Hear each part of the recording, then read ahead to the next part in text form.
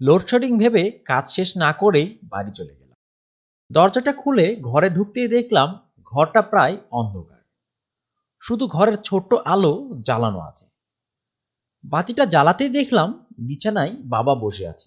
তাড়াতাড়ি বাবার কাছে গেলাম। বাবা, তুমি কখন এসেছো? তোমার শরীর ঠিক আছে তো? তুমি কার সাথে বাড়িতে আসলে?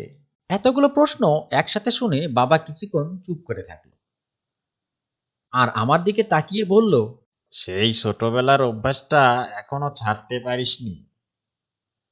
একসঙ্গে অনেকগুলো প্রশ্ন করতিস, যার উত্তর আমি না দিয়ে চুপ থাকতাম। কি করব বাবা, আমি তো এখনো ছোটই, তোমার সেই ছোট্ট রাহুল। বাবার গায়ে হাত দিতে দেখলাম বাবার গায়ে কোনো তাপ নেই। অবাক হয়ে গেলাম। বাবার তো সবসময় প্রেশারটা হাই থাকতো, তাই শরীরটা সবসময় গরম থাকতো, কিন্তু এখন তার শরীরটা এত ঠান্ডা কেন?